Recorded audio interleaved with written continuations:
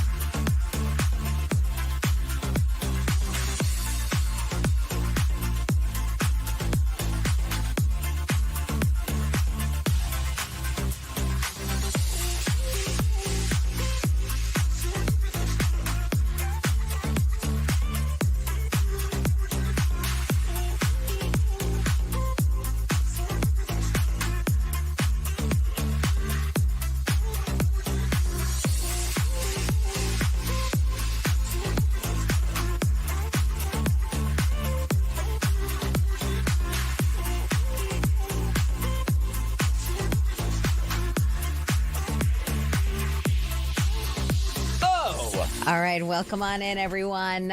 You are looking live here at one of our big headlines here around Arizona, the United States, and the world, in fact. And we're talking about this global manhunt that has now taken place. And we are also joined, of course, by Steve Nielsen here in studio. Nice to see you, my friend. Great to see you. Day 2 of this week, getting to hang out with you, which is an absolute privilege. It is very fun to do this. Look at you. I owe you like lunch or something. Am I supposed to Venmo you or Zelle you something for that statement? You can just slip me the $20 that you told me to say that. No, we had so much fun yesterday. It's such a different dynamic. Doing the news in this sense, right? And how we get to talk about things a little bit more. I enjoy being a part of this. But you got, for all of you who are watching and joining us on television, if you want to join the conversation on YouTube, go to YouTube and look up Fox 10 Phoenix and press the live. There's a little live menu option, and then you can join the chat as well. And then you can share. We love a man with a pocket square. Oh yeah, I always have the pocket square, especially when you sport coat it. Without the tie, this becomes your tie. It's crucial. This is a simple one today. It's let me get it away from the mic. It's just a little white strip there, but sometimes I like to get a little wacky with the pocket square. It looks good, buddy. Thank you. I appreciate that. Welcome to the streaming studio, and welcome to all of you as well. Let's get to our big story here of the day, and let's talk about what we're covering, specifically the story with the global manhunt at this hour. So this is a story, interesting here, an update, as the U.S. Marshal Service confirms it is now leading an international manhunt for the man. He was there was a suspect in the disappearance of his parents from their Litchfield Park home. This story broke when it broke, Steve. I think it was kind of a big surprise. Authorities were all there, and they're thinking, what is going on? Neighbors, witnesses were sharing with not just news crews, but the police there. Like, what is happening? Litchfield Park, a very nice West Valley community. Absolutely. And so there were 2 bodies that were found buried in the backyard of this home. This is a traditional Arizona home. You look at your own backyard right now if you live in the valley. That's what we're talking about in this situation.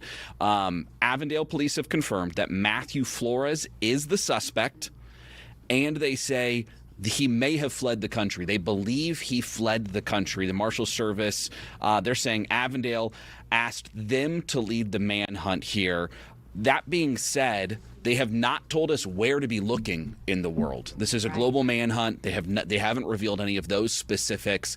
And Also, the very first clip of video that you saw there at the front of this, yes, which looks like cell phone video of Matthew Flores, that was actually captured by a friend of his who knows our own Andrew Christensen. Our reporter here.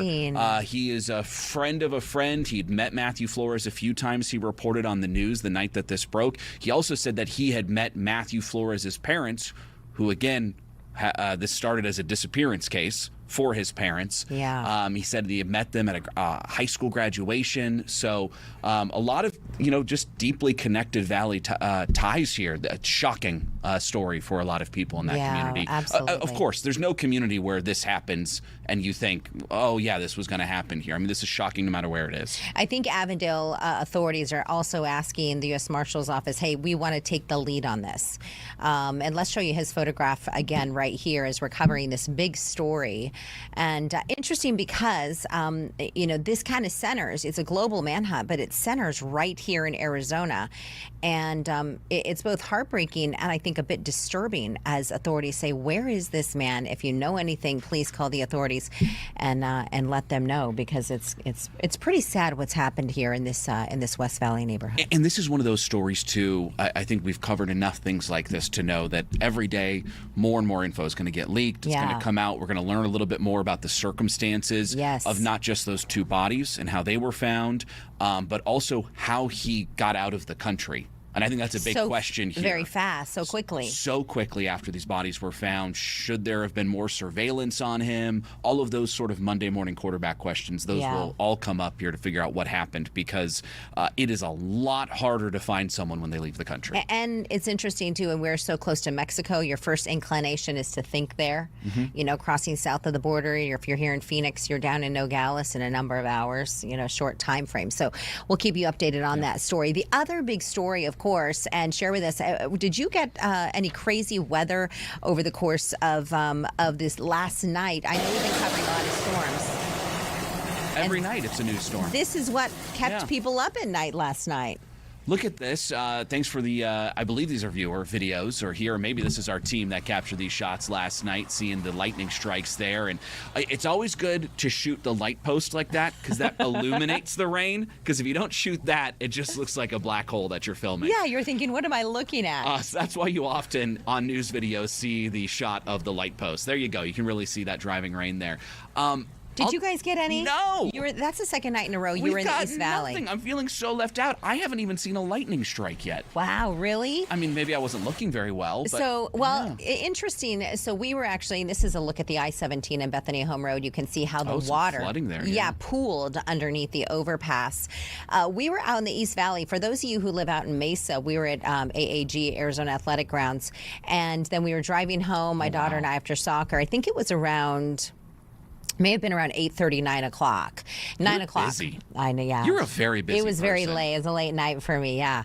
And so 9 o'clock, but as we're coming in we passed the Broadway curve, and you're coming into Phoenix, all of a sudden you see the haze, and it was dust from all the blowing dust, and then came the rain. But you had so much damage, like right here. This is I believe it's Thunderbird and 40th Street. And you can see all these trees that were taken down as well, just from all of the wind. And it's interesting. Usually it's the East Valley that gets a lot of storm activity, but the last couple of nights it's been all of you in the West Valley. Absolutely. So you can see the massive trees down here. I was actually at Northern and 33rd Avenue live yesterday at 5 o'clock. That was covering the previous night storms. And they were without power for more than 24 hours. That there were 684 people there without power for more than 24 hours, because that storm was 8 p.m. Sunday night. They didn't get it back till 10 p.m. last night. Oh, my goodness. God bless you all. That is brutal. I talked to a lot of the residents there. A lot of them, they said they didn't have anywhere to go. They didn't want to go to a cooling center. They couldn't get there. So they were just standing outside in the shade. Oh, man. And probably kept their refrigerator shut, because in that case, that's where everything in your fridge stays cool. And even if you keep it shut that long, it's a long time. I think you're toast. Maybe some people got some dry ice and put it in there. Darla says in the chat, chat. She says, good morning, everyone. Hi, FTT fam. Celeste and Steve. Send some rain our way over in Golden Valley, Arizona. It is such the case, and we talked about it briefly yesterday with the monsoon. We know storms are coming, but it can be a bit unpredictable. Like we can't say, oh, hey, a microburst is going to hit this neighborhood tomorrow. We can't say that. No. Not in the monsoon. But we can say strong storms are coming. And so it's just kind of a funky thing. Well, yeah, and people will say, okay, you put up 20% chance, your chances of getting that storm over your house very low. Yeah. But it could be right over the middle of the desert, just north of the valley. They get slammed by something and nobody really knows because nobody lives there. Yeah, or like it hits Black Canyon City, which if you live up there, it's way north Phoenix, right? I just think the Phoenix metro area has grown so much, right? I mean, we both went to Cronkite at Arizona State University. When you were there, I mean, look how much it's grown since we were in college. Which was just a couple years ago. Yeah, I mean, we just graduated like 2 years ago. 2022, right? We're alums? Yeah. Yes, absolutely. Okay, let's go on to the next story here. Okay. Listen to this. Footage. Okay. Danielle's fantastic. here. Hey, Danielle. All right, let's go ahead and go back to some of these images. Danielle is actually covering some of this storm activity. Come on in, sister. Danielle Miller, who is out covering a lot of the storm damage last couple of days. In fact, Danielle, you joined us yesterday. Yes, live on the stream, yeah. and now you're out at some more damage. What did it look like out there? So we were at Cactus and Tatum. That's border, Scottsdale, Phoenix, and it was really bad. So typically, we always see the Palo Verde trees. I was mentioning that because even across the parking lot of where we were from PV Mall, a lot of those Palo Verde trees, which is very typical. But the last 2 days, these are massive pine trees. Yes. Massive. Yeah. I mean, just completely ripped up. I mean, the roots today were 10 feet tall. It was just crazy. Yeah. And those ones spilled over into the road. It was kind of causing some traffic delays. But as we saw yesterday at that condo, just smashing all of those cars. It was just crazy to see. We actually mirrored each other a little bit yesterday because I went to Northern to cover it for our Nightside newscast last night. And so you were at 47th Ave in Northern. I went over to 33rd Ave in Northern. So we were there first. Yes. And then we went to 40. And what I thought was so interesting was the scope of it. The fact that it was for miles down Northern Avenue. Everywhere you turned, in front of every single house, every cul-de-sac, there were branches down, trees down. But then it was those pine trees next to Apollo High School. By the way, their first day of school. Brutal. Welcome back, students. Yeah. Boom. I asked the school, and they said they couldn't even count how many trees they had down on it was. We couldn't go on campus, but just right across, that was where that condo complex was. And we first pulled in, there was that the pine tree that was over the carport, 5 cars underneath there just completely smashed, and talking to one of the car owners, and he's like, oh, this isn't it. You guys got to drive around. And so we drove around, and it was like literally the same situation at 5 different trees. Well, and not just that, I think, but you mentioned it a second ago. When those power poles go down, I mean, these folks were out of power for 24 hours. Yeah. It affects, obviously, there's damage. And for those people who paid your car off and those cars are paid off, it's like, yeah, it was bad. But the guy yesterday put it all into perspective. He said, walking around, we're a tight-knit community, and nobody was hurt. Yeah, so that's good news. Looking at that, if somebody would have been sitting in the car, that could have been deadly. Also, last night, if somebody was on Cactus driving, one of those pine trees could have fallen over and killed somebody, you know? So we haven't heard of any injuries. I haven't, at least. So At that first scene you were at that I went to later, the 33rd Ave in Northern. By the way, that was still shut down at 5 p.m. yesterday. I bet. That's how long it took them. And they were still, while we were live, they were still chainsawing that trunk. That was a eucalyptus tree. Oh, okay. Massive eucalyptus that went down. And so the guy who owned the condo directly next to that, so he had power lines draped over his house. He was one of the people that was just outside waiting for the power to come on all day, sweating through it. He told me, he goes, of all the trees in this area, it's the last one I would have thought. Because it was the very biggest in the area and so healthy. Yeah. And it didn't matter. Yeah, I know. It took it down. It's crazy. And what happens to all that wood? Hopefully they use it. Someone in the chat said that they would use it for like a cutting board or something. I think it was Thomas Favela or something. You can do. Hopefully. I think it's very sad when the trees are done. Like, I know. looking at them, and they've got to be 20 to 30 years old. Do. I mean, they're massive. We want you to throw us some shade, please. Danielle, the only kind of shade we like. Yes, exactly. Thank you for joining us. We're going to show you a bet. quick look at the mystery camera. We'll be right back after a quick break.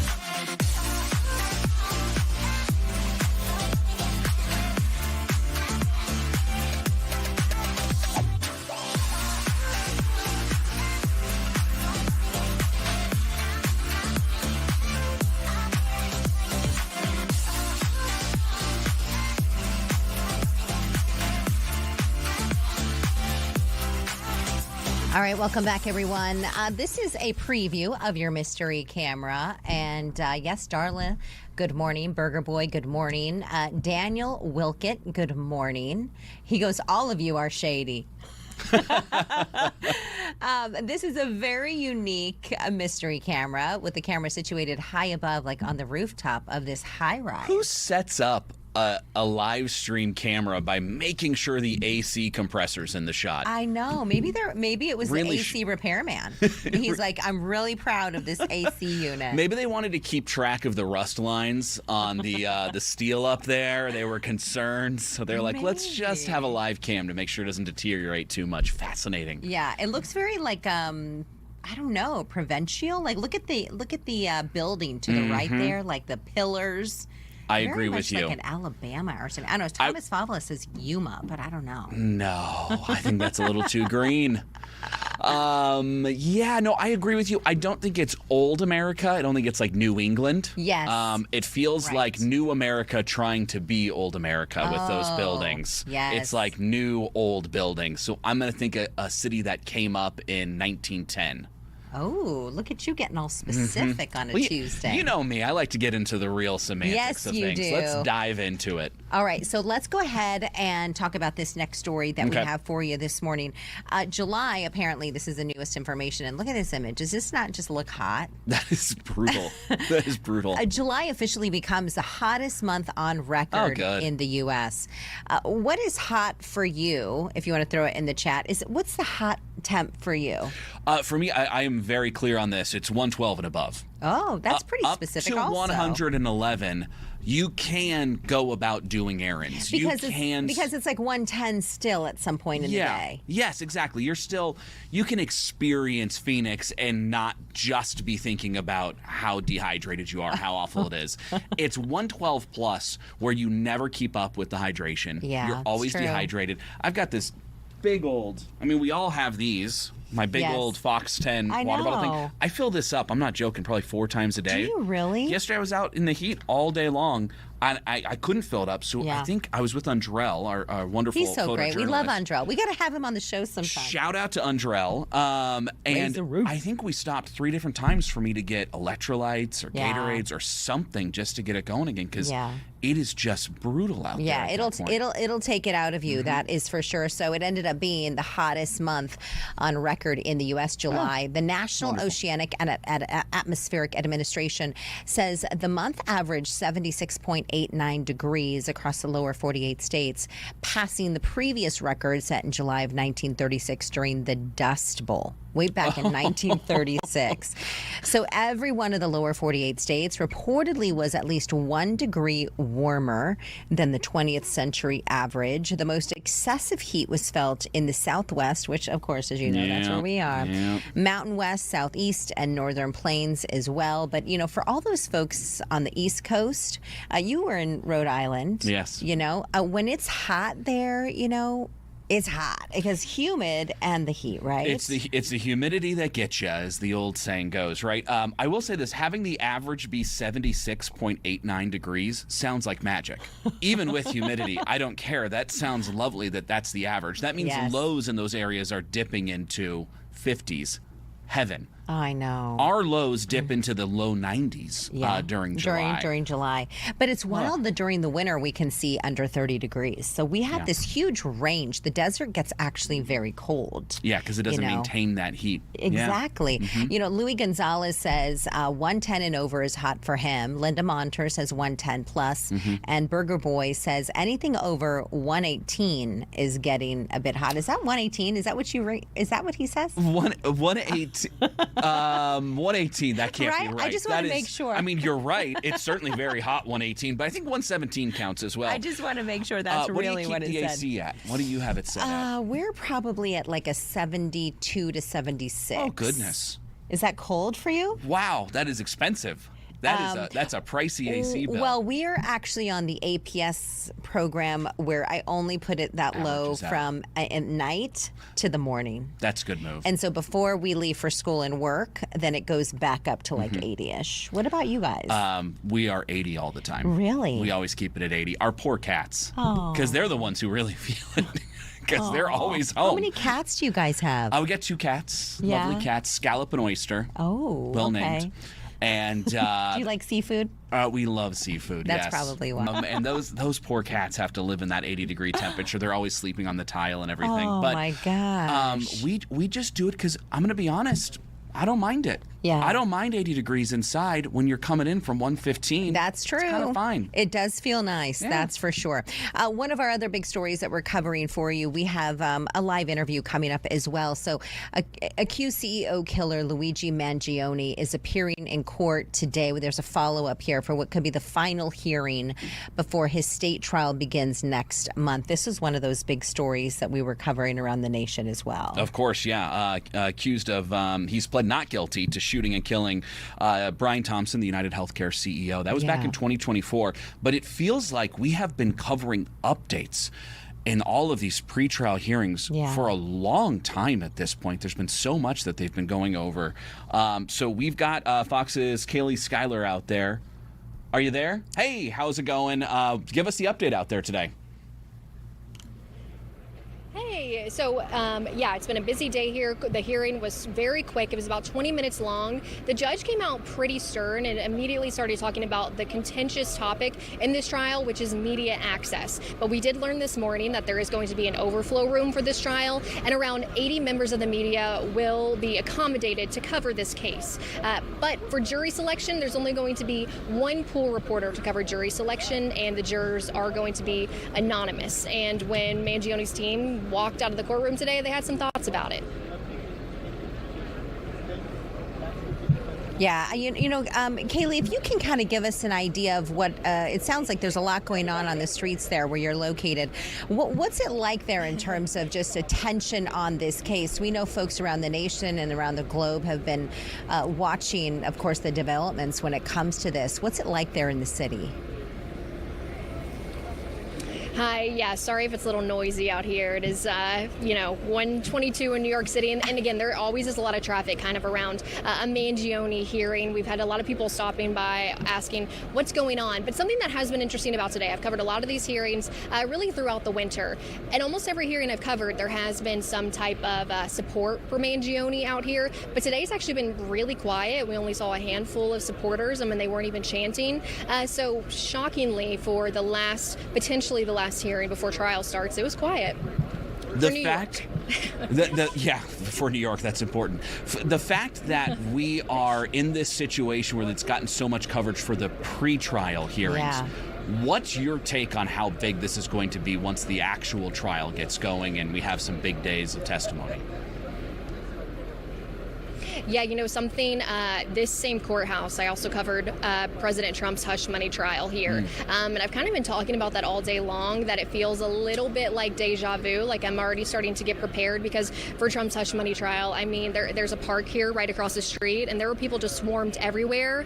And I'm feeling like it's going to be a similar song and dance once this trial gets going. And we'll never forget the first day of President Trump's hush money trial, the amount of people, supporters, anti-President Trump supporters, I mean, they were just everywhere. And I feel like it might be similar. I do think it's going to be crazy. Of course, as the trial goes on, it's expected to be 4 to 6 weeks. Things can weed out a little bit, but there are a lot of eyes on this case. Yeah, that is for sure. Kailey Schuyler live for us here in New York. Kailey, thank you so much. We appreciate your report. Have a great day.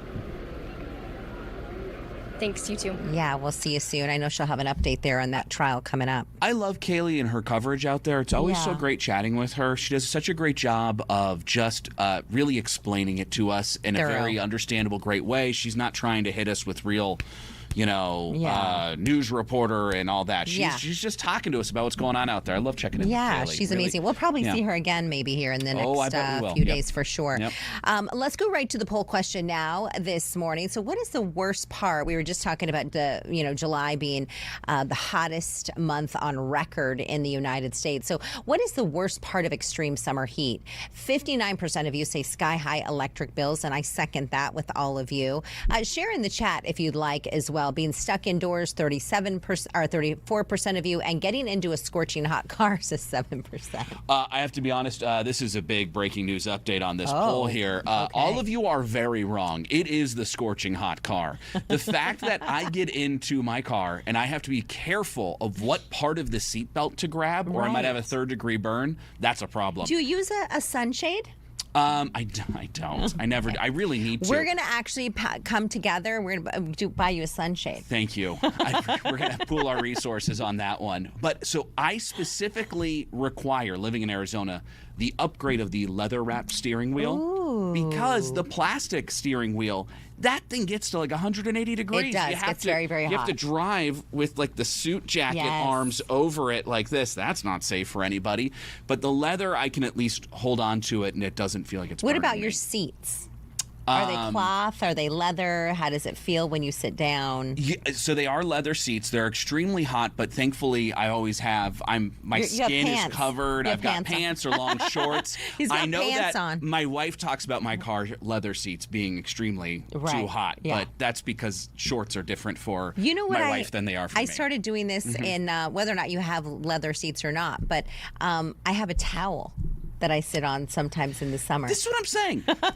This is exactly why hot is the answer. The car. Yeah, I mean, there's really you do what you can to Yeah. get around the situation, but it's not always easy. No, it is not. And then you get the door handle. Oh, brother, it's a big situation. Okay, so we want to talk about this crazy story. We have about 45 seconds here left. Okay. We're talking about this lightning struck this golfer. This guy's laughing at first. This is in a Cincinnati golf course in Ohio. Are we about to? Oh my goodness! Yeah, isn't that crazy? Well, it's not so funny anymore, is it, buddy? His hand went numb. He's okay though. He said he briefly lost hearing and he couldn't feel his body for a bit. That is crazy. That's Yeesh. quite frightening, actually. Yeah, he called it terrifying and painful. He's brother. okay though, but I'll tell you this, I have golfed in extreme weather plenty of times where a monsoon storm will land above you. Yes. I never know what to do. You want to go to the tree, but the tree's the target. You certainly don't want to be swinging a golf club in it. I don't know what to do with the light. We got to have someone in. What do you do when a lightning storm surrounds you on a golf course? All right, answer that more question. on that in a brief moment, but first, your mystery camera. We'll be right back. Great job, guys. So Richard Signs will be here.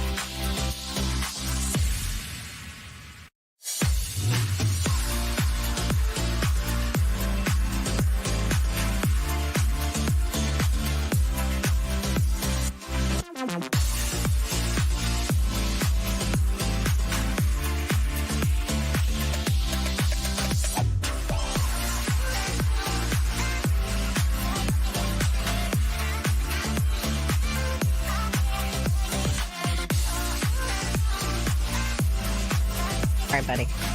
All right, everyone, we're back here on Fox 10 Talks. A lot of you like to join for the mystery camera, and this is Me it. included. Then you said this is what gets you out of bed in the morning. This is the only reason I do anything, is to be here for the mystery cam. The whole reporting thing that I do, that's just to buy time until I get to do the mystery cam with you again. Yeah, so what are your thoughts on this one? We have the AC unit, which Yes. is working, so it could be potentially that's a a good little point. warm in that city. It could be. So I said last time, I'm thinking this is a city that really grew up around 1910. They've got newer old America style buildings here. Okay. And it looks like it didn't grow very much. It didn't pop. And it's also very flat. So I don't think we're really East Coast. I think we're past the Appalachia. Ooh, okay. So I'm feeling right now in Ohio, but I'm going to say almost Lima, Ohio. Lima. Lima, Ohio. Oh, Let's get like specific Lima, with it. not like Lima. lima beans, but Lima. Is it Lima? I don't know. Probably. It might be. I don't know. I don't know.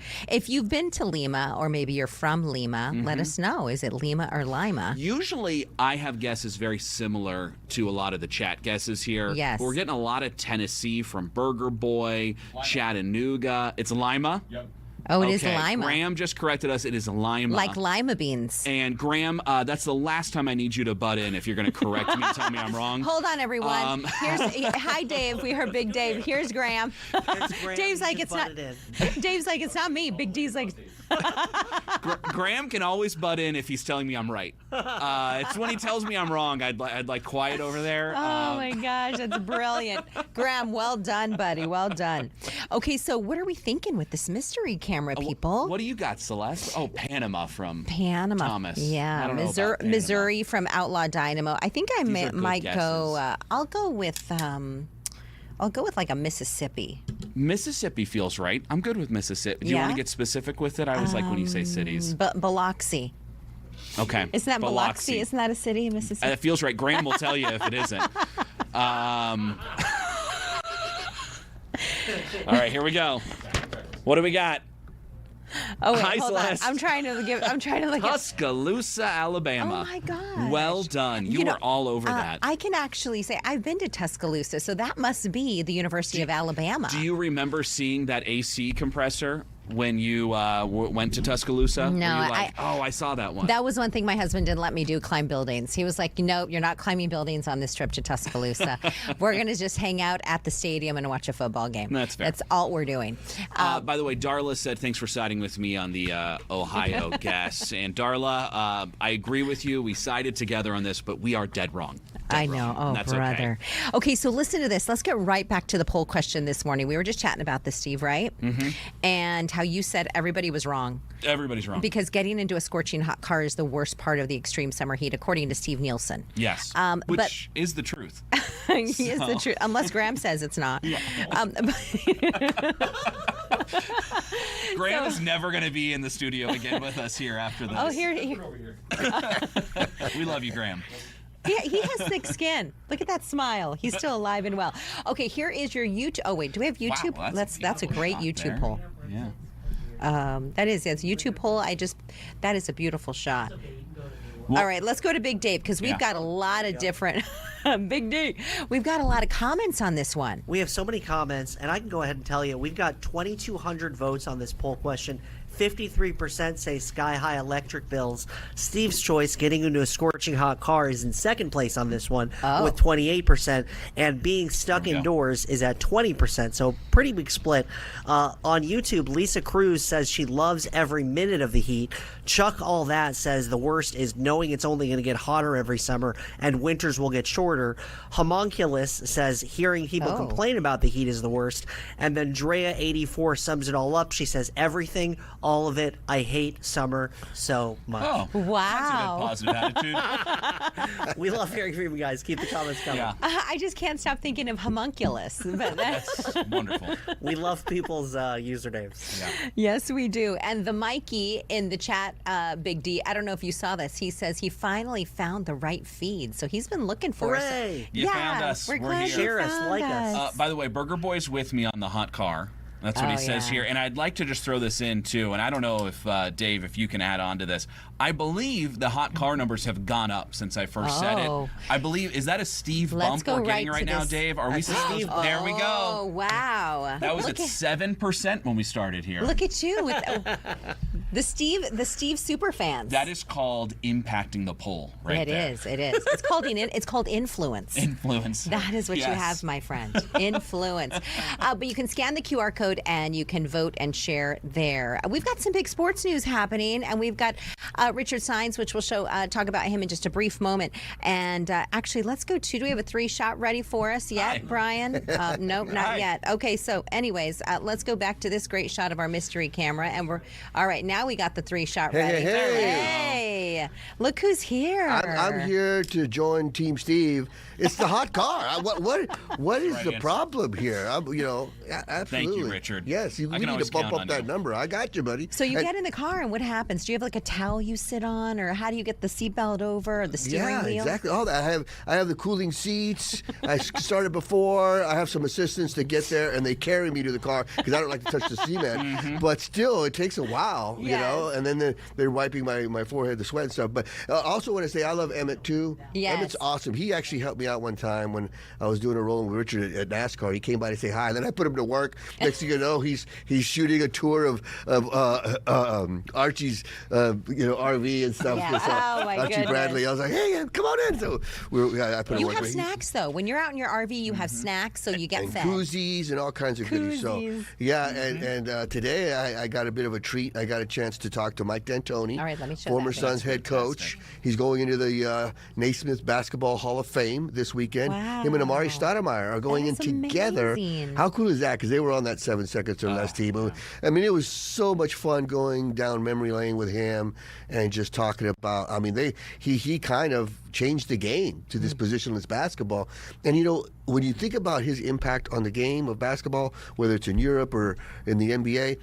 Okay, Amari Stoudemire was the first player ever to go from high school to the pros and win Rookie of the Year. Wow. Kobe didn't do it. Kevin Garnett didn't do it. I didn't realize that. Yeah. Mike D'Antoni was the head coach. Steve Nash, back-to-back MVP. Mike D'Antoni was the head coach. James Harden, MVP in Houston. Mike D'Antoni was the head coach. The Insanity, Jeremy Lin in New York. Mike D'Antoni was the head coach. And I asked him, I go, what is it about you that just gets the best out of people, you know? And so it's a really, really great interview. We're going to be running a lot of it this week. And then, of course, we'll have some Hall of Fame stuff. I just got back from the Pro Football Hall of Fame as well. Yeah. That was a lot of fun, talking to Larry Fitzgerald. Yeah, his I think son, we have some of that Devin video. was there as well. And it was just so cool. I'd never been to the Hall of Fame before. And there's Devin and Larry and Celeste, you know Devin. Yeah. He's such a great kid. Larry's done a great job raising him. There's the bust, and it was just unreal to be there. If I could describe it, it's like Disneyland for football nerds like myself. What was really interesting too is what Devin had to say about his dad. I always feel like, oh my gosh, like that is what touches you. Don't make me cry, okay? I'm a crier, I'm a crier. But yeah, it was just so cool to see. And then, Larry's dad wasn't able to be there. Yeah. He passed away recently, so that's why he asked Devin to step in. And I'm like, man, what pressure for a young kid. And word is he's doing great at Notre Dame. Devin Fitzgerald's going to play at Notre Dame. And so it was just really cool. And then for me to see Larry come in as a kid that was not much older than Devin when he first got here, I'll never forget. It was his rookie season. It was a Tuesday. It was a day off. And there was a guy named Music Soul Child was in concert at some random place in Scottsdale. Yeah. Me and my buddy go. And Larry Fitzgerald's there. Oh, my God. By himself. And nobody knows who he is. I love that. On a Tuesday. And he comes up to me. He's like, hey, Richard. I'm like, hey, what's up, Larry? And my buddy's like, who's that dude? He's huge. I'm like, that's Larry Fitzgerald. He's going to remember that name. So it was so fun. And I asked Larry, do you ever, wish you could be that invisible at times, because there's no way you can do that now. Yeah. So it's really cool to see that kid become this man, and go along for the ride.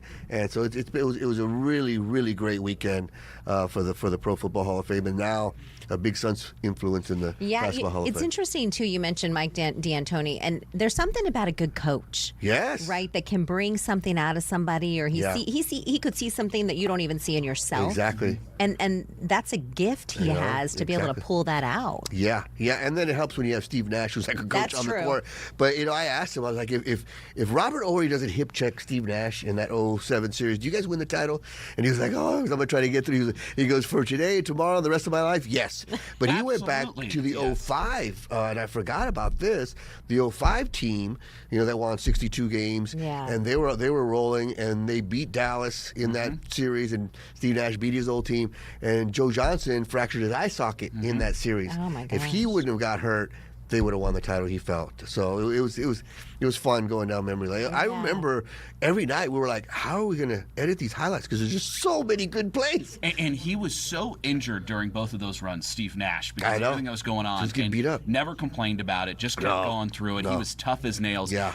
So I was working in sports radio in college and was covering those teams. I mean, those are my superheroes. Yeah. To this day, when you talk about who are the celebrities you could meet, right, where you're not normal, where you're on the inside and you're nervous and you're shaking. Yeah. Mike D'Antoni is right on up there. Steve Nash right with him. I mean, those are the two guys. I kind of go back and think, man, I wish I would have appreciated it more. Because at the time, you're in the eye of the storm and you're just trying to cover get it. stuff on the air. But I wish because what we were witnessing was special. Yeah. They started out 31-4. They were just blowing by people. It was just crazy. And obviously, he's going in the Hall of Fame, incredibly well respected and all of that. But if they had won at least one of those years with the Suns with the 7 seconds or less, I think we would be talking about him, how he recreated the system of basketball as really, absolutely. I mean, on that Mount Rushmore. Yeah, he did take the position of basketball to the next level. I even asked him about that. I was like, how crazy did people think you were? Because he said, we're going to put Amari at the 5, Sean Marion at the 4, meaning center and power forward. And people were like, these guys aren't that big. But they just blew by. They just ran by everybody. And it was. And then you get the Brazilian blur with him in there too. And that was Raja Bell and Boris Diaw. And the cool thing is a lot of them are going to make the trip to New York for that's the great. That's great. So they were all excited, and Laurel, Mike D'Antoni's wife, is related to Ron Hoon. Yeah, so I was saying it's a bummer Ron's they're not cousins. here So right now. Before the Zoom started, she's like, "Hey, Ron, hi, call me," and I'm like, "Oh, okay." Hi. We got to take a quick break. Can you hang with us for 2 minutes? Sure. All right. Here is a live look, beautiful shot of the city, Mystery City. We'll be right back. Beautiful me. Oh.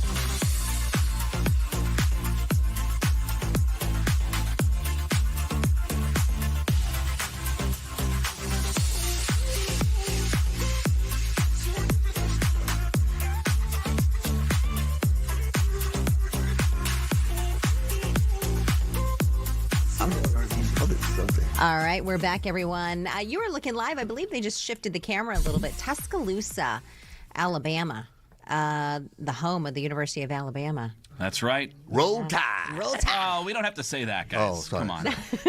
This is Big 12 country, not SEC country. Good point. Devils. That's how they say hello there. Roll Tide. When we went to the University of Alabama game, we were there on game day one year, and we had connected in Charlotte, took a smaller plane to Alabama, and on the plane, everybody on that smaller plane, commuter plane, they didn't know where we were from, but everybody said to each other, "Roll Tide, Roll Tide. Roll Tide." It's just it's like hello in Alabama. And at the Pro Football Hall of Fame in Canton, what they say to each other is OH.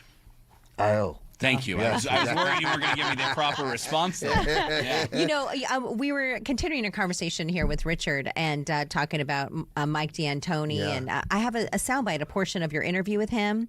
Let's go ahead and play that here this morning, and then we'll talk more about it as well. Here it is. With my wife, and we got the phone call, and it just kind of capped off a great run with the through Europe and the NBA through Europe, back to the NBA, and obviously it started the road really started in Phoenix to get me there. Yeah, just tell us about, it's going to be kind of a reunion. You're getting the band back together. A major Suns presence is going to be there. Just tell us what you got planned. Yeah, I mean, one of the reasons I'm getting in is obviously is the 7 seconds or less group. And a lot of them are coming back. Some of them couldn't make it, but looking forward to seeing them. And, that's the thing about when you get in the Hall of Fame, you just start thinking about all the people that you owe this honor to. I got there on the backs of, Amari and Steve and Sean and Raja. I go on and on. There's all kinds of players, Brian and Jerry Colangelo. There's so many people that helped, started me on this role, and you can't do it without a whole village. I was there with my wife, and we got. Interesting. He said it takes a village.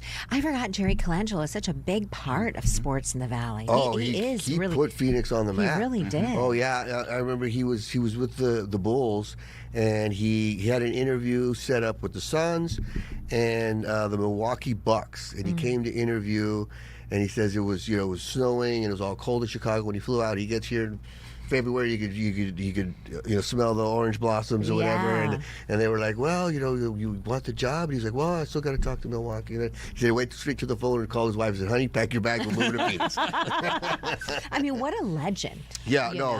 Everything he touches turns to gold. And we talk in the interview, we talk about the Amari Stoudemire draft, where he's the one where, when Jerry Colangelo told me there's only 2 times he's pulled rank and said, look, I'm the boss, and this is what we're doing. Yeah. And one of them was they worked out Amari Stoudemire, and Amari was going one-on-one with a guy that was like 26, and Amari was 17, and just blew right by him and dunked it on him. And that's because I've seen enough. That's it. We can send the workout. We don't need to scout anybody else. We're taking him, and told Amari, don't work out for anybody else. We're drafting you. Wow. So, incredible. Yeah. So it's pretty cool.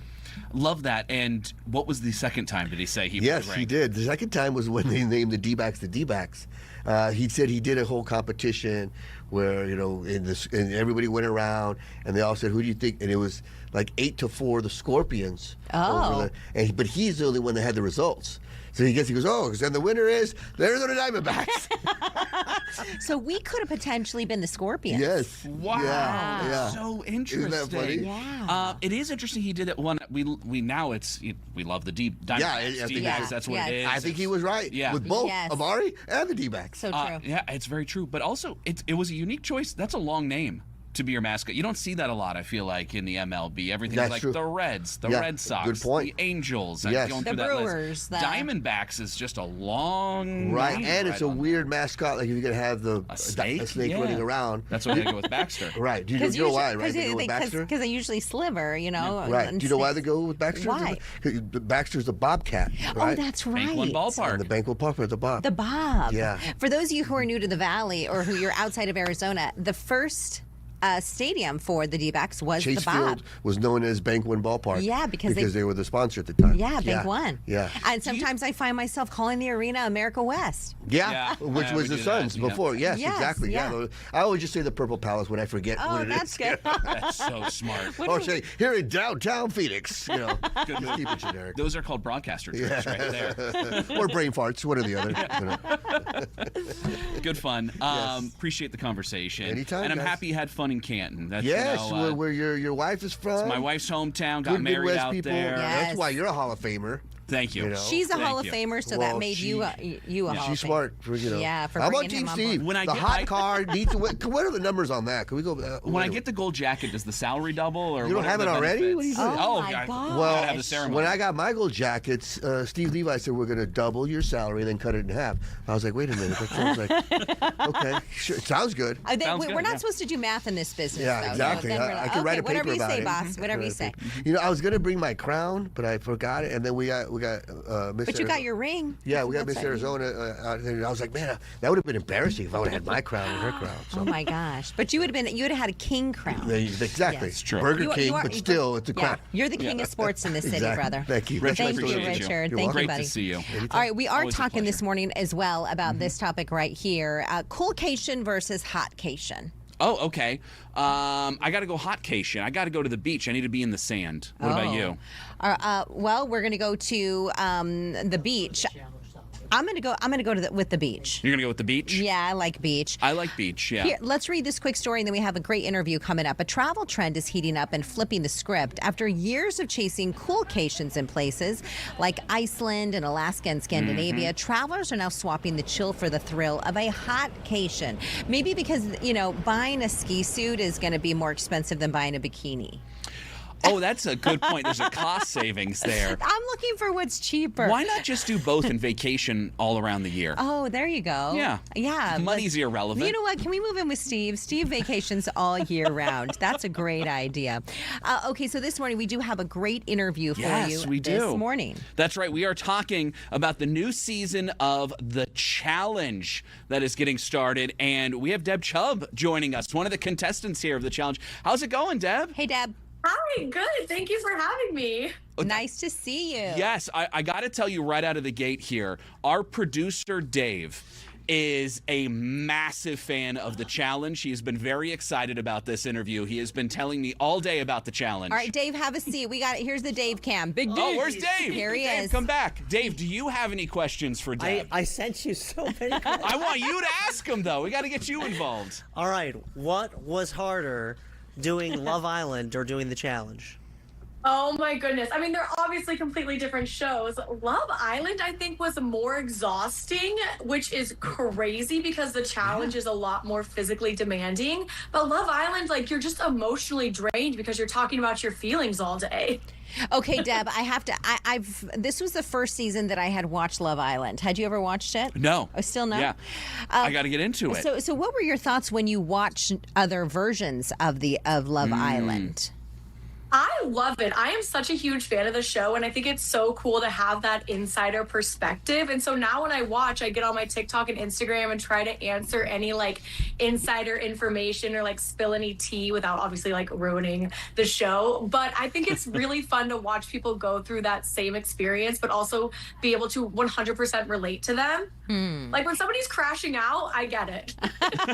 You're like, I've been there. I have been there. Yeah, so CT is a reality TV, or your partner there on the show is an icon, and so are you. And we're so glad that you took some time to chat with us. This show, The Challenge, walk people through what you do. It's kind of a compilation of a lot of people and a lot of different shows. You guys have great followings, very popular, and then you go up against one another in what type of challenges? Oh my goodness. This show is unlike any other show. I have said this in past interviews, but I remember after Love Island, people are like, would you ever go on The Challenge? And I was like, absolutely not. It is a very physically demanding show. It's kind of a mixture of Survivor, Big Brother. So there's a ton of strategy. There's sometimes math and puzzles, but mostly physical things. This season is Cutthroat 2. So they took the same team dynamic that they had in Cutthroat 1 and and we were in 3 teams, orange, blue, and gray. I was on the orange team, obviously the best team. And so we were competing in team challenges. So the first 2 episodes are out now. The first one was we had to run across this rickety bridge while the other teams are pulling ropes, and you had to balance and run. And then the next one was a trivia via trap door on top of the city of Bangkok. Oh my goodness. What? It was insane. So you had to like know each other and answer yes or no questions, and then the other 3 people had to guess who was in the mystery box, and then people would drop. It was wild. This season is going to be amazing. What is the level of waiver you have to sign off on that? I imagine it is intense. Sign your life away. It was so long. This blonde girl here could not even read them all. Like, I was just like that. Yeah, you know what? It's going to be great. Okay, we do have a piece of an interview here about the season. Let's play that now. One leader will rise, one team will survive, and no one is safe. They are not ready for this. I don't know if I am. There it is. There's a little piece of it. Oh, she looks angry. Angry Spice was alive and well. You know, this is really exciting, though. And what was the best part of the show? Like, we have about a minute left. I just think the fun. I just think meeting new people, being in an environment that was so outside of my comfort zone, and just competing in these challenges was so much fun. Are you going to do it again? Do you want to do it again? If they asked me, I would love to. And I only got a 2-week notice for this. So I would love to actually train and like get my cardio up and get some strength training, work on that grip strength. There's so many things that I would love to improve on. That's a good reason, I guess, to just start working out now, right, Steve? Maybe we'll join Deb at the gym, and just in case you're called upon. You never know, right? Steve could be called on the challenge. Yeah. You're too great. All right. Thank you so much for joining us. We appreciate it. I'm going to give you Dave, any last questions here for Deb? No, great job, Deb. Thanks, guys. This was so much fun. Thank you for having me. Appreciate it, Deb. Yeah, thank you so much. We love chatting with you. Have a great day. Thanks. You too. Go watch the challenge. Yeah, go watch it. There you go. Because you could be on it, Steve. This was fun. It was fun today. It was I a good enjoyed day. today. Thank you all for watching. Anita and Ty are next. Have a great day. See you tomorrow. Good work, crew.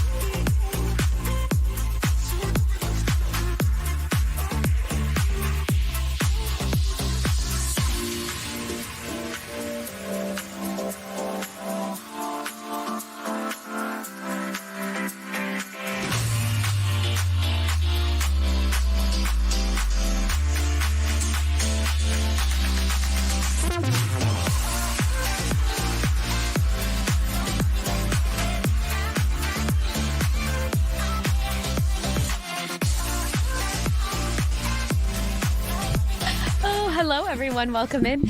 It's Tuesday. We continue with Fox 10 Talks at 11 with a jam-packed show. Were you I was sure gonna about say, that? we just have the sky today. It looks like we're just kind of floating.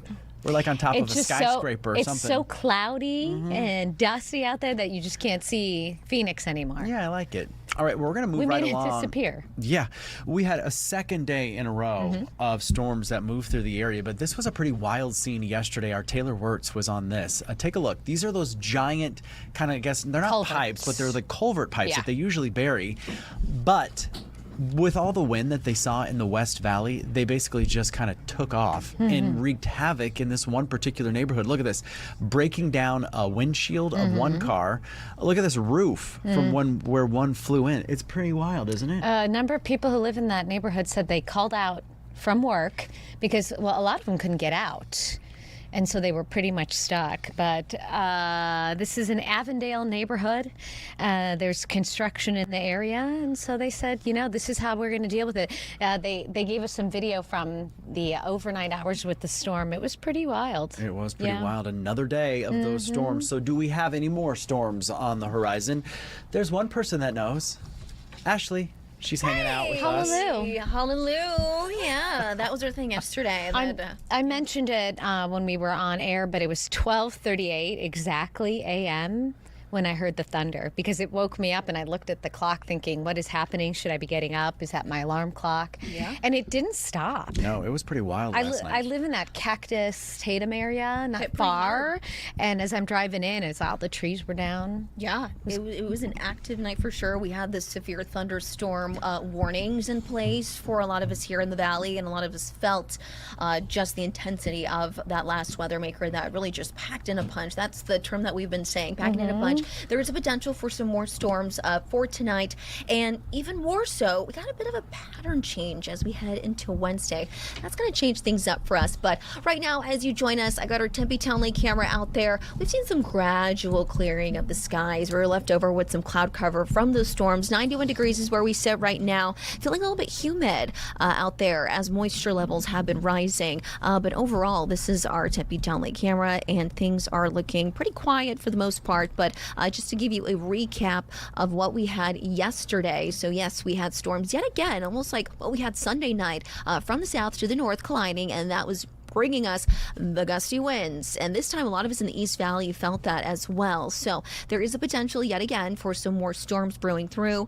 And we are, thank you, Ty, giving me my time cues. Well, I got to keep you on. Otherwise, you'll be going for 12 minutes, and we got a tight ship to run here, sis. Thank you. I appreciate it. I got a lot Ashley, to talk about. We have a jam-packed show. We have a jam-packed show. Okay. Am I wrapping up now? No, keep going. You have a minute and a half. You got a minute and a half. I have a minute and a half. Okay. So we got quite a bit of moisture, folks, and you can see for some of us across the East Valley, we also picked up a little bit, but that's right. It's feeling very tropical out there. 66 is the dew point right now, and you can see Futurecast is showing that the potential for some more storms popping up on the radar. And Wednesday, we'll now see moisture coming in from the west end because of a weakening trough that could start to bump things up for us. So there you have it. Ridge of high pressure pushing further east. And then we have that trough that's going to be moving inland, bringing in some more moisture for Wednesday and Thursday. Drier air is going to be followed by that, but however, things are looking to be on the wetter end as well. You still have a minute. You still have a minute. You still have a minute. You can't cut it short. Can I just show you? Can I just show you what I've been saying? So I've been doing, doing the weather graphics and everything. Here, I'll be you. So we have more moisture. Literally putting his fingers up my nose. Okay. It wasn't that aggressive. Oh, you're right. It was like this. But thank you so much. I just wanted to make sure you were paying attention. I made sure of that. Okay, thank you. Well, now we're 40 seconds light, so now you get the tap dance for us. Do you want to do a 10-day? Let's do a 10-day, 10 day. folks. Do a 10-day. Let me pull up the 30 10-day. Okay. 29, 28, 27, 26. Folks, we're looking at a high of 105 degrees. That's average. That is average. 99 will be dropping down into the double digits. 100 for Thursday, 20% chance through Thursday. And then we'll be lowering those chances as we head. That's a wrap. I have something on my tooth. Can you take it out? He's special, isn't he, Ashley? I love you guys, but you guys get it. It's a stormy week ahead, so really just be is. prepared for that. All right. We're all going to wear sweaters tomorrow, double digits. Oh, yeah. Hallelujah. Hallelujah. Hallelujah. Get Thanks. ready. Ashley, thank you. Okay, we'll see you back here tomorrow. Yes. Okay.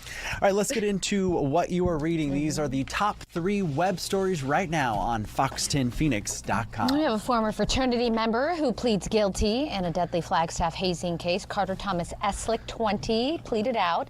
This was in the death of 18-year-old Colin Martinez back in January, and under the plea agreement, he is guaranteed probation, though there may be a 1 year of jail time. All right, our number 2 most clicked on story on fox10phoenix.com. An Apache Junction police officer resigned after an internal investigation revealed that he misused some of those automated license plate readers to locate a family member. So this individual resigned before he was terminated, and we did speak to the Apache Junction Police Chief Michael Pooley. He said the department audits its 35 license plate reader cameras weekly and maintains strict guardrails to hold officers accountable. Police investigating a deadly South Phoenix fight as murder. Phoenix police investigating a death at a home. July 28th, this murder victim, previously identified as Bill Blancas, died following a fight. Administrative investigation into this incident will be conducted by the department's Professional Standards Bureau. All that's on our website, you guys, fox10phoenix.com. But now live in person, we have a very special guest for you. We sure do. We have Lynn. Is it Wilcocks? Wilcocks. Wilcocks. Very good. Very good. How are you? I'm very good. Thank Miss you. Arizona Senior America. Yes. Congratulations. Woo, thank you so much. Yeah. Have you been competing in pageants all your life, or was this like a last minute, I'm going to go for it? Yeah, it was kind of a, I'm going to go for it, but it was, I'm going to go for it about 3 years ago. Good for you. So, I'm a slow starter. It's Nothing fine. wrong with that. I mean, I just thought one day, you know, it seems like something would be fun to do. So I think it was 2023. I did my first Senior America pageant. So, and I came in 4th. And I just, every year I went back and I just raised in the ranks. And last year I was first runner-up, and now I have a crown. Good Look for at you you. go. I like your story, though, because you said after you lost your career after 30 years, and we're kind of like, what do I do? Because that was kind of your identity, wasn't it? Like you were a career woman. Yes, it was actually almost 32 years. Wow. I was a legal director. My company was sold to a larger company, and you know, they just called me in one day and said, "This is it. We're replacing." Yeah, we don't need your no notice, services. nothing. So I was a little freaked out, to be honest. And my daughter said, "Why don't you just get a library card and go to the gym or something?" So I did go to the gym, and I did get a library card. There you go. Okay, good for you. Yeah.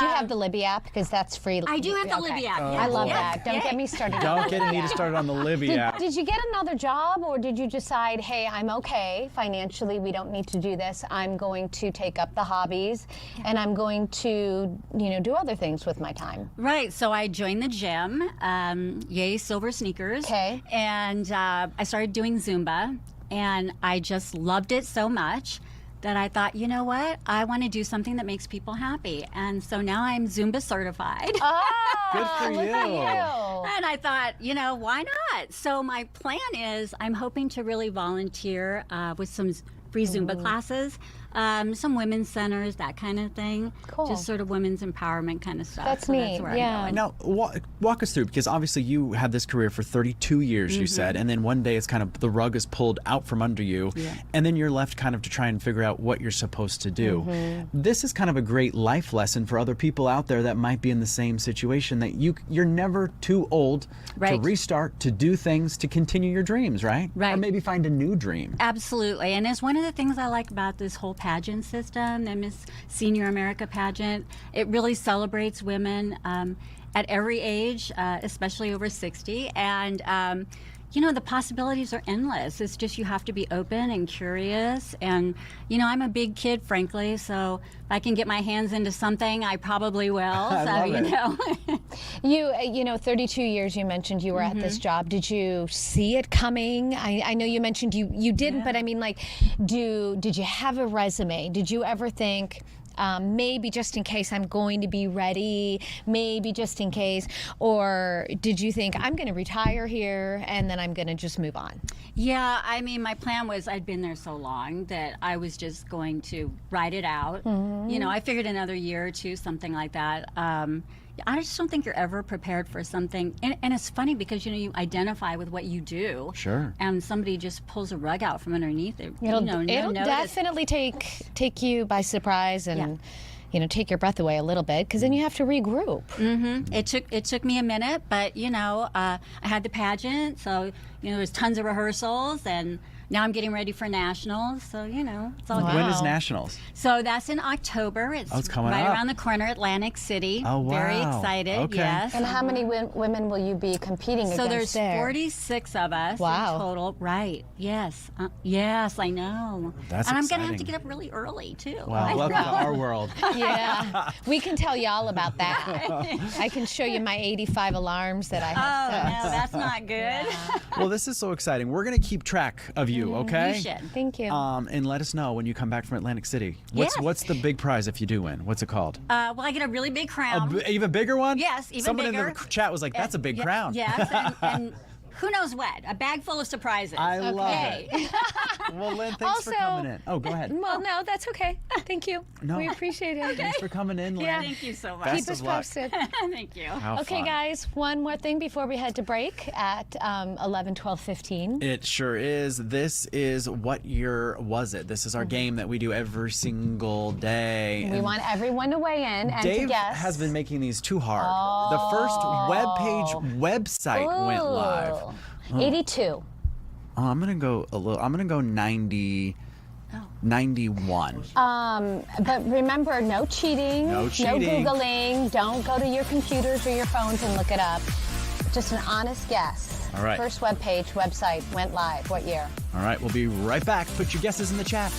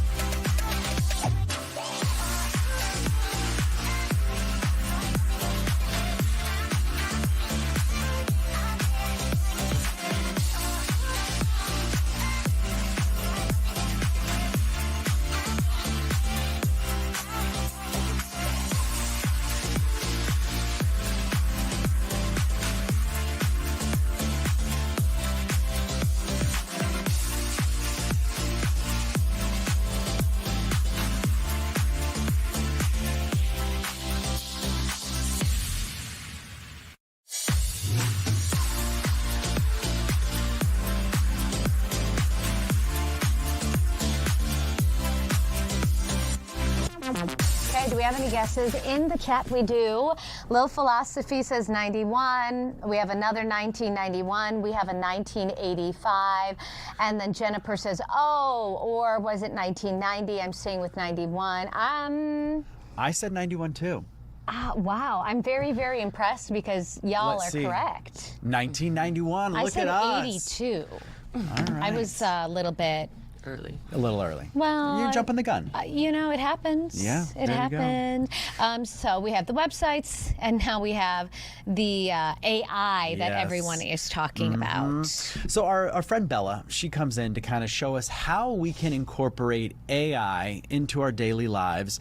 And, just yesterday, I have an example of this. My mom is doing a lot of research right now about her dad. And there's a track that's named after him because he was a track star. Oh, wow. And where was this? In Missouri. Oh, how fun. Anyway, long story short, she was like trying to draft this email, and she's like, I just can't get this right. And I was like, you know who can get this right? AI. So we put it into AI. Yes. It plopped out a fantastic email. But I mean, those are just like little simple things that people can do. But we're specifically talking about like back to school. How can this help mom and dad? Right. So everyone's going back to school last week and this week. And the first thing that you get inundated with as a parent is all this paperwork and all these dates and all of this overwhelm of, okay, I have to remember this back to curriculum night and back to school night and this when does the sports start and then the special meeting for the sport. It's insane. Okay.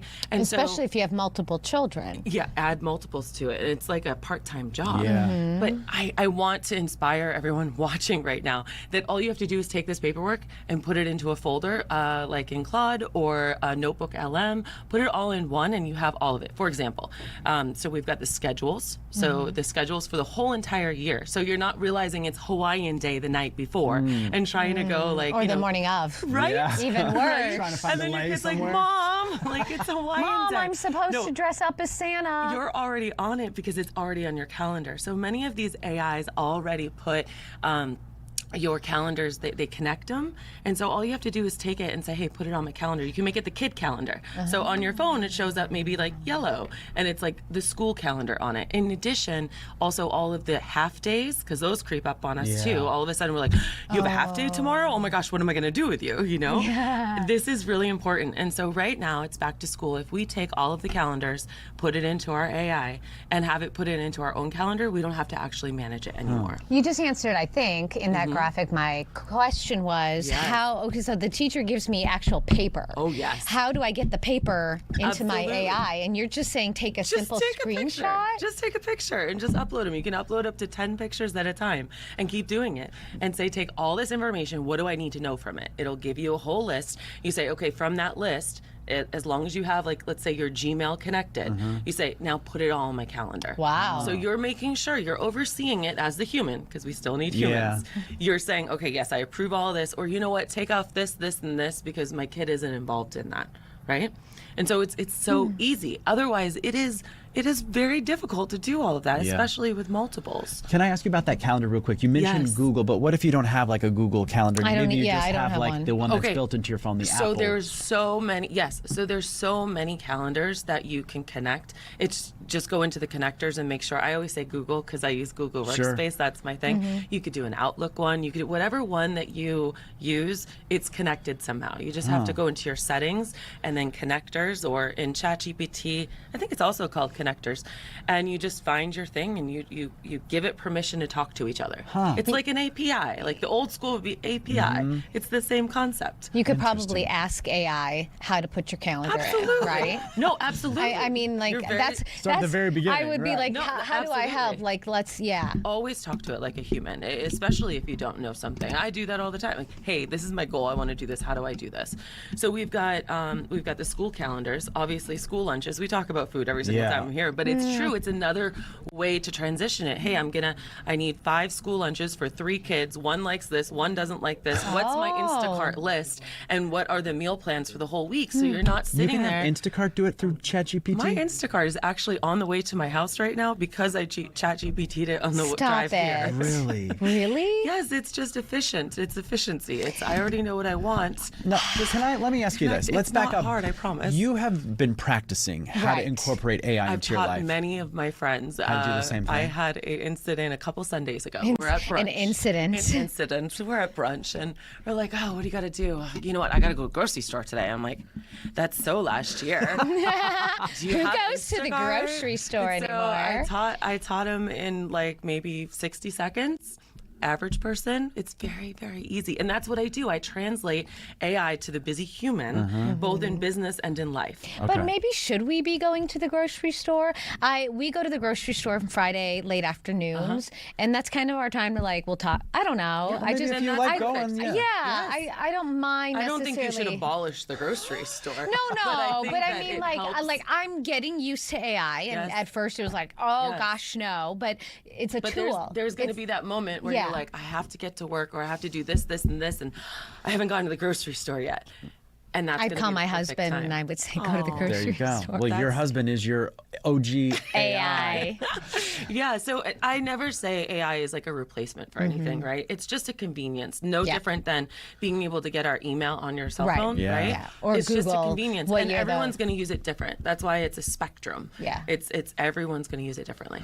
So go on. We're putting in the lunches, we're putting in snacks, we're putting in school calendars. What else can AI do when it comes to the school year? I was going to ask you about those back to school lists because those are kind of daunting too, right? Right. Like all the So- supplies you need. Yeah. So if you didn't what is it called? EduBox, where they actually do them all for you. You can just pay a lot of money to have it shipped to done. the store. Again, when you have multiple kids, you can take all of those lists. You can put it all into AI. You just take a picture of it. Say, make me a master list, right? So we need 5 Crayolas. We need 2 markers. And then you say, now search the flyers around town and find out which store I could go to get all of these For at the the best reduced. price. And then if you really want to be smart, you can Instacart that too, because No Instacart is also connected way. to those stores. So then you don't have to go fight people for pencils Wow. and erasers and scissors. Again, it's just making a workflow that's convenient and smooth. Because maybe you want to go to the grocery store with your husband, but I certainly don't want to be fighting everybody else for markers and Crayolas and trying to figure them out. It's a tool. It's definitely a tool. Yeah. Ty mentioned how his mom was using it. We're going to be traveling in a couple of weeks, and I love putting together a daily itinerary. I need to know what we're doing every single day. Or even so, when you're in a new city and you don't know, right? I literally just got back from Miami this weekend, and we're at dinner. That's why you look so bronzed. Yeah, I'm very bronzed from Miami, and we're sitting at dinner. And we're like, okay, where's an R&B grown lounge? We don't want hip hop 21-year-olds. We're in our 40s, and it's great for that too. We're in this area. Check the reviews. Make sure they're still open because it's summer and sometimes they have summer hours. It's amazing for traveling. There's so many ways you could use it. Yeah. I love this because once you kind of get used to it, and you see how it can, I guess, streamline your life, enhance is a good Enhance your word. life. It really kind of makes things a lot easier, right? How much do we allow our kids to do with the AI? Because, if we're using it, that's going to be their normal everyday life. We have some generations now that only text. They don't even know how to make a phone call. Right. And so how much, obviously it's going to depend on age and things like that, but how are you allowing them as a parent to What I love about that incorporate? is that you get to review the entire conversation. Okay, so you can see what they're talking about. You could, until you understand and establish these rules with your kids, you could have it only in, my daughter, she uses it for math. Because And how old is she? She's 12. Okay. I have no idea how to do the math that they do now. Yeah. And so she literally has Gemini on video and she says, hey, explain how to do this, but don't give me the answer. And she knows if I hear her or I hear Gemini give her the answer, She's in trouble. the internet gets turned off. Oh, she's got to do it the From old the router. school way. So it's I'm not embarrassed to say, but I'm a little embarrassed. I can't help her because I don't know. Well, how to I'm do not. this I new would. math. I almost failed. And so I think it's a combination of both. Just like you probably wouldn't let your kid go on Roblox without certain parameters or checking devices. The same thing. Yeah. It's not like AI is gonna take over their whole world, but it's going to give them the information. Yeah. And you just have to teach them how to, like, hey, teach me how to do this. Don't do it for me. Yeah. I was going to ask you real quick. I mean, there are so many. You mentioned Claude. Yes. There's kind of the OG, which was one of the first that kind of was widespread, which was ChatGPT. Yes. And now we have the Google Gemini. There's Gemini. Is there one that's better for certain tasks, or is it just kind of user preference? Such a good question. I call that AI literacy. So for some things, I would use like Claude like for thinking or like strategy, right? When I was in Miami, we just used ChatGPT because it's kind of like Old school, easier. I don't want to say Walmart, but like everyone accesses it. It's kind of Sure. like the Kleenex of everything. Like right? the Google. It's like a Google. Yes, exactly. And then like I like Gemini for pictures and videos. I think it's really good. But here's the thing: there's free options of all of them. So the more that you use them, the more that you'll get to see. Oh, you know what? I actually really like this one. Like I would never use Claude for images because Claude's just not good at that right now. And that's at least right now, as of the summer of 2026. Yeah. Anything can change. So yes, I call that AI literacy. And to kind of sum that up, I call it like a knife, a fork, and a spoon. You wouldn't try to eat steak with a spoon or to eat soup with a knife, right? And so if you just take Gemini, Grok, and Claude, knife, fork, spoon, together, you have all the utensils to have a good meal. How and why did you, we have about a minute left, start educating yourself on this? Because you know so much. Absolutely playing, just like we do as kids in the sandbox. You get in, you mess it up, you refine it. Even my agents, like that sounds so crazy to people. I'm teaching my mastermind agents tomorrow. It's just chatting. That's all it is. It's just chatting with a really smart thing that can actually do things on your computer and out in the web. So the best thing to do is to literally talk to it, like we were talking about earlier, as a human. Just say, hey, you know what? This is what I'm trying to do. How do I do this? I'm not technical. Tell me step by step. And it will. But I think we have this thing that it has to be difficult in order to be meaningful. And that's not true with AI. I like that. How can folks find you? You can go to bellavasta.com. And if you want to check out the podcast, AI for the Busy Human, it's bellavasta.com/busyhuman, where I give you all 43 prompts for free. You don't have to do anything. You can go take the prompts and start playing in Playblock in the sandbox. Okay, we'll see you back here soon, huh? Thank you. Thank you. Thanks for coming in. Bye. All right, have a great rest of your Tuesday. We'll see you tomorrow.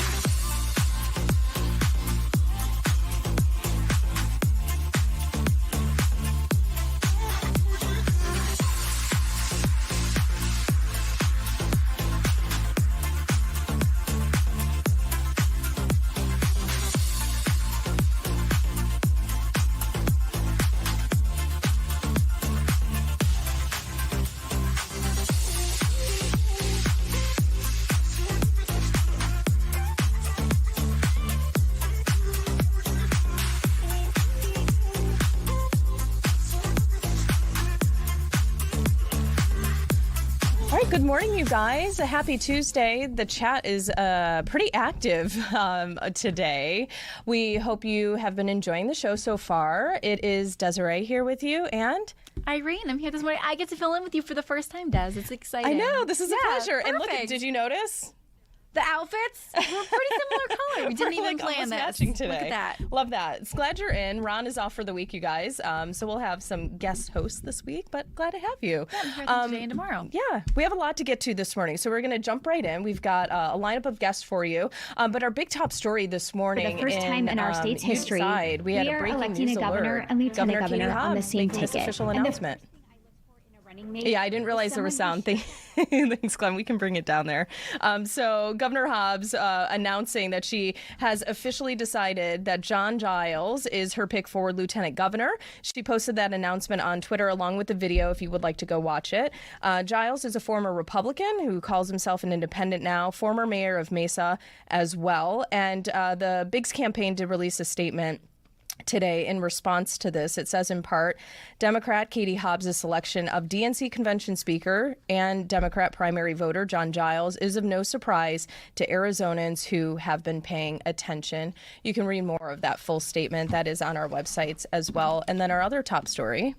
We have a Litchfield missing family. There's an update that came in today as the U.S. Marshals confirming now it is leading an international manhunt for Matthew Flores. Now, Flores is wanted for the disappearance of his parents from their Litchfield Park home. Last week, 2 bodies found buried in the backyard. This is scary. Avondale police confirming he is a suspect, and they believe he fled the country.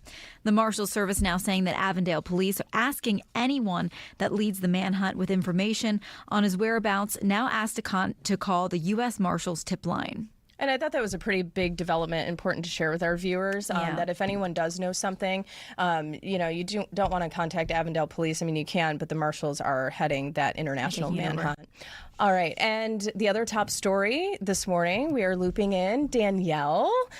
You were on storm damage. It was another active night in the Valley, 2 nights in a row here. Yesterday and today. So yesterday was crazy. We were out 44th and northern area, and power lines completely down. There were massive pine trees that have toppled over onto carports. I mean, cars were just ripped to shreds by these trees, unfortunately. It's those images we were seeing of the huge pieces of construction equipment in people's front yards, that was just wild. Yeah, it is nuts. And so today we were at Tatum and Cactus. That's where there were more pine trees. So I was saying, typically with our monsoon storms, we always see the Palo Verde trees. Those are very typical. They, have very dense roots. They're not very, deep.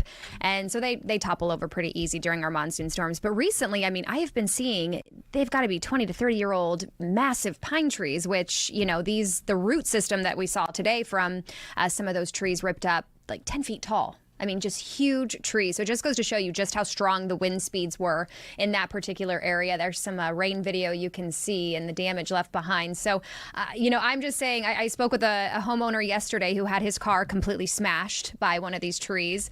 He wasn't even grumpy or sad. He said the biggest thing, no one was hurt. Because as you can imagine, I mean, if a tree like that comes down, if somebody was in that vehicle, or even today where it landed on Cactus and Tatum, if somebody would have been in their car driving right there, that tree could have potentially came down on somebody and definitely could have killed somebody. So I think the good news, we haven't heard of any injuries, so that's definitely good news. But it is crazy. Good perspective for him to have. Yeah, because of course I was upset otherwise. Yeah, I was going to expect him to be, it's my car, and he's like, you know what? This could have been so much worse. Yeah. You were on this 2 days in a row. I was out of town on Sunday. How much was it worse Sunday into Monday versus overnight? I would say personally, the storm for me was worse overnight last night. Okay. I'm in Ahwatukee Foothills, and it was midnight. I wake up at 2:30 every morning, and I did not go back to bed. So I'm a little tired. Oh, no. Especially a light sleeper. It was so loud, and the thunder and the lightning. But damage-wise, I would say pretty similar in terms of, the trees being as big as they are and being knocked over completely. I mean, it's different spots, of course, as it typically happens. That one Sunday night, it had me spooked. I had put the kids to bed, and I took like a couple minutes to myself, and it was so windy. I thought someone was like banging on the side window. I was just like, it's the wind. And it's crazy to see those trees and then one standing right next to it, which is the same exact size, completely fine. Yeah. Like nothing ever happened. So crazy. That was wild. Monsoon weather. Yeah. Yes. Well, Stay safe out there, everyone. Yeah, be careful. A lot of Yes. cleanup underway now by the crews that have to go out now and clean up the trees. And well, we appreciate your time, Danielle. Thank you so much, for Danielle. Yep, you stopping bet. into the stream. See you guys later. Yeah, and another big story this morning that Irene was actually covering out of Apache Junction. We have an Apache Junction police officer resigning, leaving the job after he was caught using automated license plate reader technology to track down his wife. And Chief Michael Pooley did respond to this and says Officer Josh McDaniel resigned after an internal investigation uncovered that he misused the automated license plate reader technology to locate his wife. So he asked dispatchers to run her license plate. They felt, something was off there, and sure enough, that was not a proper use of the technology. So he is now gone from the department. That was a story you were on this morning. Yeah, I was all morning long from 4:30 to 7. That one's a pretty creepy story there. Yeah, absolutely. Well, we have, and Thursday, we're actually going to continue that conversation. We have a council member from the city of Chandler coming in because Chandler Police Department made that announcement last week that they're ending their contract with Flock. So looking forward to continuing that conversation with the city of Chandler on Thursday. And now we have a guest in studio. Thank you so much, Pamela, for joining us this morning. Thank you for having me. Thank you, Pamela. So this is Pamela Hyde. You're now the CEO of Family Promise. You're a nonprofit here in the Valley that helps families and children that are experiencing homelessness. If you could, tell us a little bit more about what the organization does and your new role. Sure. So I'm super honored and excited for this adventure. It's kind of a humbling activity or this is one of those things that I think really touches families, and we are all one really big crisis away from having homelessness affect us, right? And so Family Promise comes in and works alongside families. So it's really based on working with them from crisis to sustainability. Sorry about that. And really working with them because, it's really getting them to the place that they can survive on their own without the assistance of the system. We look at success as when a family comes to us and says, here's my keys to a new home, and we're able to do this. And so we're very honored to be able to work alongside families in that. Mm-hmm. And come a little closer to the mic. I want to make sure that I can hear you well, but just to make sure our viewers can. And you did release part of a statement because you came to us from Texas, right? You have a background in working in nonprofit, but in part of your statement, you said homelessness prevention and stabilization has really inspired me, and I look forward to expanding our impact. Why do you feel so compelled to do this work? Sure. So when I started looking at some of the nonprofits in the Valley, really what I saw was there's some great nonprofits, right? But with this specific organization, they look at it and say, we can walk alongside a family and we can make a difference. And so for me, it's really taking the time to understand where families are. For example, the other night I sat down with a family and she was talking about the area here, about the growing and how her husband used to love to garden with the children, and that they really, missed that aspect of family dynamics. And then what we found out later in that conversation was her husband had passed away, and that's what had led to the homelessness. Wow. So for me, my career has always been based around trauma and crisis and things along those lines. So this really spoke to me because it felt like this is another level of something that we as a community can step up together and do something about. So I fell in love with it and thought we need to do something with this. Yeah. How have you seen things change over the years in regard to homelessness? I think especially with the cost of living, and when you look in the Valley specifically, it's crazy to me to see, like statistically they'll say the average person should be making at least around $30 an hour to be able to sustain and not be cash poor when they're renting.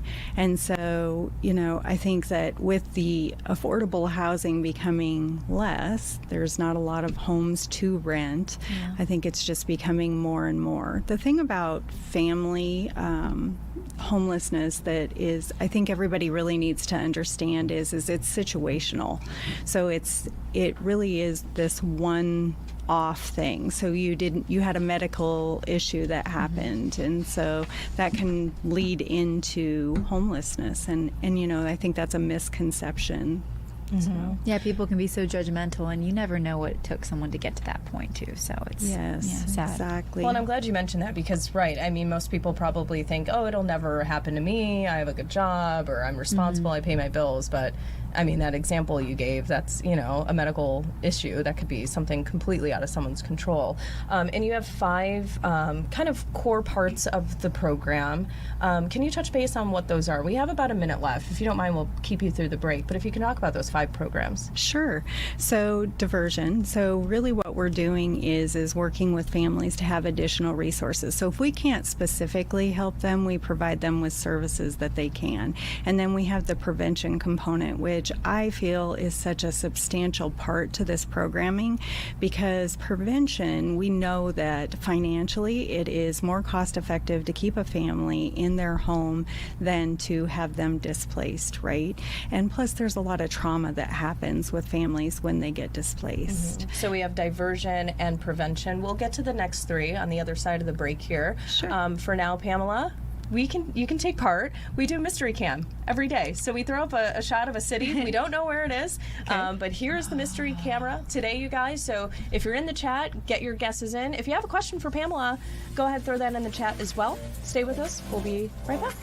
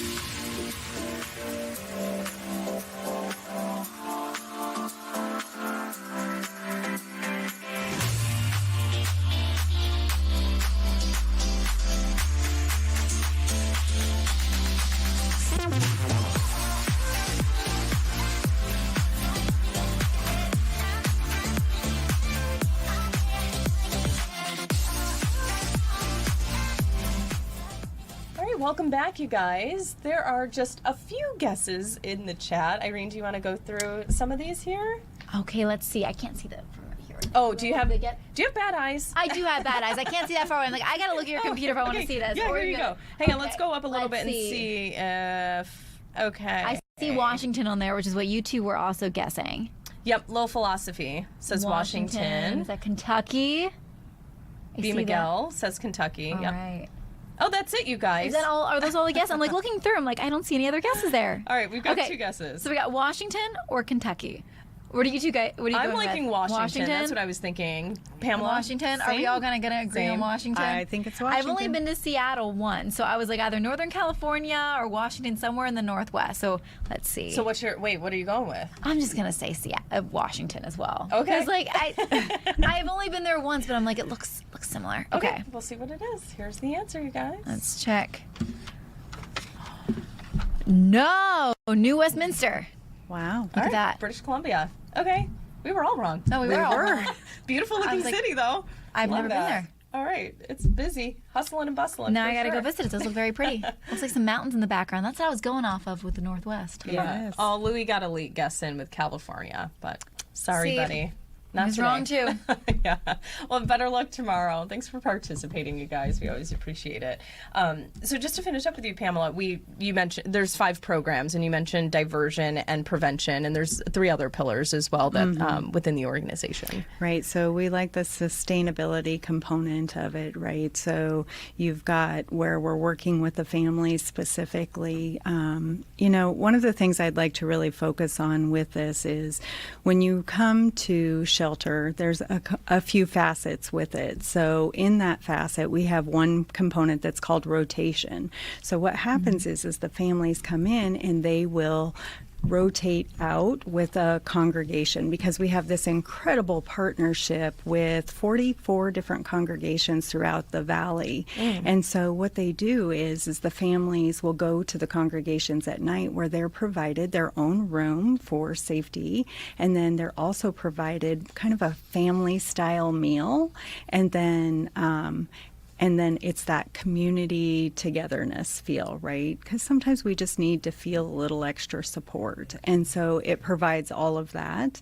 And so we have that facet of it. Then we also have some static housing that the families can just stay right there, so they don't go to the congregations, but they're still able to be in the housing, but they have to be employed to be part of that equation. So those are some really important dynamics of this program, because one of the things about Family Promise is that it's a working program. And so it's really about the families being able to work harder to sustain themselves with a little support, because as families, we all need a little support from time to time, right? And then we have a graduation program. So once they've found housing and they're able to be sustained, then we have this graduation program that we stay alongside them for up to 24 months, because it's the sustainability aspect of it. We want to make sure that they're able to stay in homes and not come back into the system. That's incredible, because once they get back on their feet, they still might have small stumbles along the way. So that's amazing to hear that you kind of stay with them for that 24-month period. If someone wants to get involved, maybe a local church watching, how do they do that? They reach out to you? Sure. So there's 3 ways that you can really be involved with us specifically right now. Is the first one is if you want to be in a financial partnership with us, the best way that you can do that is get on our website and look at Family Promise Arizona. Well, it's az.org. And there's some great opportunities there where you can even get the tax credit, which was something I didn't know about until I moved to Arizona, was the state tax credit. So love that. The second component is if you are a congregation and would love to partner with us, we'd love to have that conversation, because we're a few congregations short right now. And then the third one is that we're finding is, part of our requirement at the program is that they have employment, but we're finding that it's really difficult for families to get employment quickly.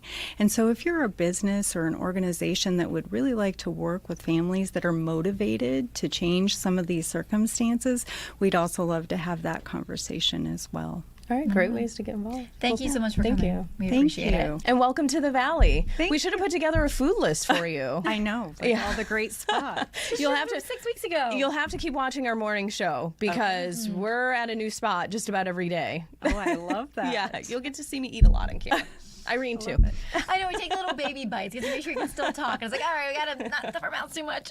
Yeah, Pamela, thank you so much. We Thank appreciate you it. for all that you do. Well, another thing we're talking about today is a lot of folks using AI for financial advice. And even though a lot of folks are headed to AI to seek that advice, a study out still says that most people don't actually trust its reliability, which is quite interesting.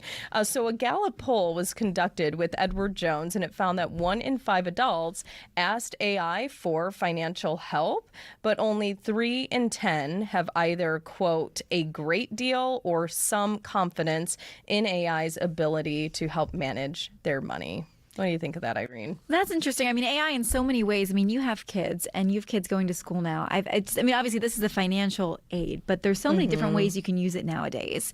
And I'm just thinking how interesting it would have been growing up in that kind of generation where you're using AI for money, using AI for school, and all these different things. It's so interesting. It is quickly developing. So, but if you don't trust AI for financial advice, a professional financial advisor, is a good idea, or a financial expert. And we're actually kind of chatting with a financial expert this morning, Kelsey Grady, the head of global communications for Nextdoor.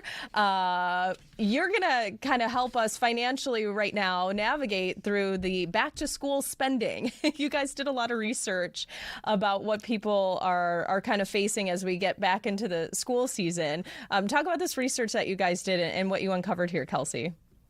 Yeah, so I'm with Nextdoor, which is a neighborhood network. And all throughout the year, we're looking at different trends, things that are impacting our daily lives. And right now, we're obviously all thinking about back to school. I know I am. I have 2 kids that are finally going back next week. And we did some research just around spending this back to school season. And our research showed, which I was pretty shocked by, that the average family is going to spend about $750 on back to school shopping this year. So there's a lot to prepare for this season, and we're finding that it's quite expensive. And Kelsey, that's a pretty big number. I'm with you. I have 4 kiddos, young kids. My son is 6. He just went into 1st grade. I did not spend that much, but in this study, are folks spending that on one child for the school year? You know, we didn't do it based on how many children, our research based on how many children people have. It was just on what you spend. But think about it. It's the backpacks, it's the school clothes, it's the school supplies. And then so the average across families landed at that. And the reason why we look at this as a neighborhood network is one of the ways that people use our platform is sharing local information and recommendations. And we see an uptick during the back to school season where people are asking their neighbors, like, where are the best deals? Where did you find this? When are the sales happening? And so that's why we look at this. What are some of your advice for parents, especially if you have multiple kids and you're trying to shop? What are some, thrifty habits you could do? Would it be like going to different stores or, I don't know if there's a lot of different designs and stuff you can get for kids. Some of the plainer designs aren't quite as expensive maybe. What is your advice? Yeah, so we did look at this and, unfortunately, you got to do your homework, right? You got to look at the best ways to find the deals, go to different stores, maybe do a combination of online and in-person shopping. And so you do have to be creative to drop the cost. And in this research at all, did it reveal where we're seeing kind of the biggest price increase when it comes to school supplies? Like, are we seeing that translating into, backpacks are more expensive, just your everyday school supplies more expensive, like your paper, your pencils? Were you guys able to look at any of that? What we found was everything is more expensive. And I know I'm finding that in my daily life. It feels like everything has just gone up. So it wasn't a particular category. Everything has gone up. And so it just requires us to do the work to try to find those deals. Okay, then how can folks utilize Nextdoor? You know, if folks aren't really on Nextdoor, they don't utilize it. How can we do that and maybe help each other out? Yeah, so the best way to use Nextdoor is to go online and find the information from the people who live around you, right? Like that local hidden neighborhood information, which local stores are having great deals, which national brands like a Target are having great deals. And so Nextdoor is all about sharing that local knowledge, people who know what's going on around where you live. And so, yes, a lot of people use Nextdoor on the regular to find that lost dog, etc. But you can also use it for this. You know, many parents are on Nextdoor. And so tap into that neighborhood knowledge on Nextdoor very quickly. And so that would be my recommendation. Well, you're a mom. So Kelsey, what's your best mom advice here as families head back to school? Do you have like a hack that, you know, you and your family have discovered? Oh, I wish I've solved all the mom problems. You know, I'm a working mom with 2 young kids going into 2nd and 3rd grade. You know, my advice is, you know, let's just welcome the new school year with energy and excitement. I know I always am sad when the summer is coming to an end, but I'm also very excited to get back in routine, although that tends to mean a little bit more work for all of us, right? Like I'm going to be doing homework again in the afternoon. So let's just embrace this time of year. Perfect. You know, the time goes so quickly with our young kids. And just do our best. I agree. We do the best we can. Kelsey, thank you for your time today. Thanks for watching, everyone. We'll see you tomorrow. Thank you, guys.